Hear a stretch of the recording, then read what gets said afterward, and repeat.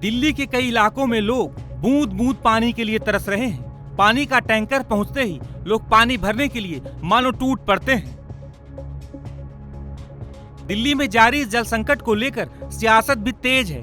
दिल्ली सरकार की जल मंत्री आतिशी मारलेना कल से धरने पर बैठी हुई हैं। इस बीच मंत्री आतिशी ने एक वीडियो जारी कर हरियाणा की बीजेपी सरकार पर आरोप लगाया है। उन्होंने कहा कि जब तक हरियाणा सरकार दिल्ली को पानी नहीं देती तब तक उनका अनशन जारी रहेगा। आज मेरे अनशन का दूसरा दिन है। जैसा कि आप जानते हैं, दिल्ली में बहुत पानी की कमी है। इतनी भीषण गर्मी में जब दिल्ली वालों को ज़्यादा पानी चाहिए था, यहाँ पे पानी की कमी हो गई है। दिल्ली के पास अपना पानी नहीं है।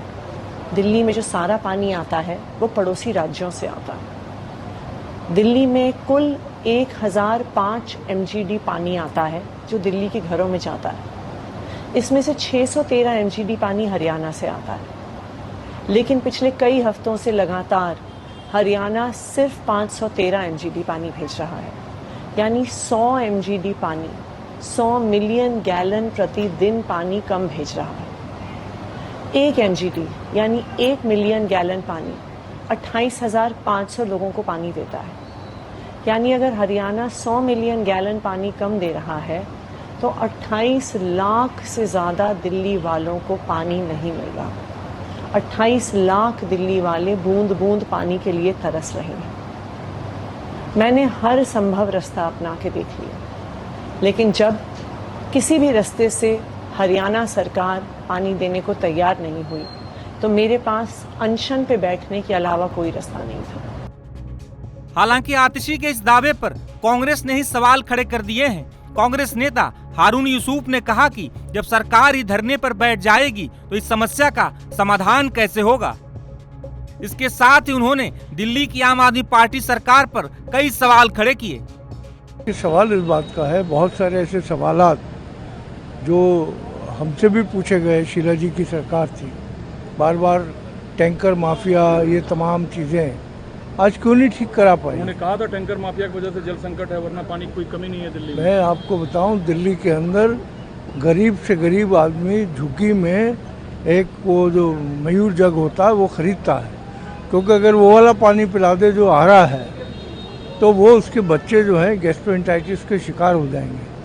आज दिल्ली में मेजर जो प्रॉब्लम है लोगों की गैस्ट्रोएंटाइटिस की।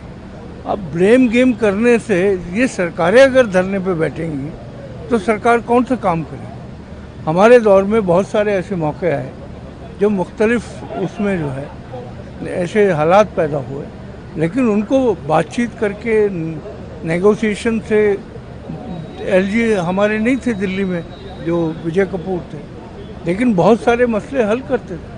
वाजपेयी जी थे, उनसे शीला जी स्वयं मिलने जाती थी, तो कोई ऐसा मसला नहीं जिसका हल ना हो निकाल सके। आपने कोई कैपेसिटी नहीं बढ़ाई वाटर ट्रीटमेंट प्लांट की। जो हमने 450 MGD बढ़ाई थी, अगर वो नहीं होती तो क्या हाल होता दिल्ली का। सोनिया विहार ट्रीटमेंट प्लांट जो हमने लगाया था, जिससे दिल्ली वालों को अब बहुत राहत मिली है। ब्लेम गेम करना बड़ा आसान है। धरने पे बैठ जाओ, अनशन पे बैठ जाओ कि अब मैं मर के ही उठूँगा। ये दिल्ली के लोगों की जो आहें हैं उसका समाधान नहीं है।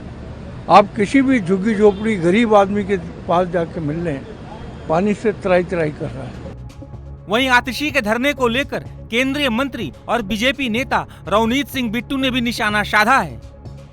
जिसने जब किया ही ना हो कुछ, बिल्कुल ठीक है, वो अपनी केजरीवाल के अगेंस्ट ही धरने पे बैठ रही है ना।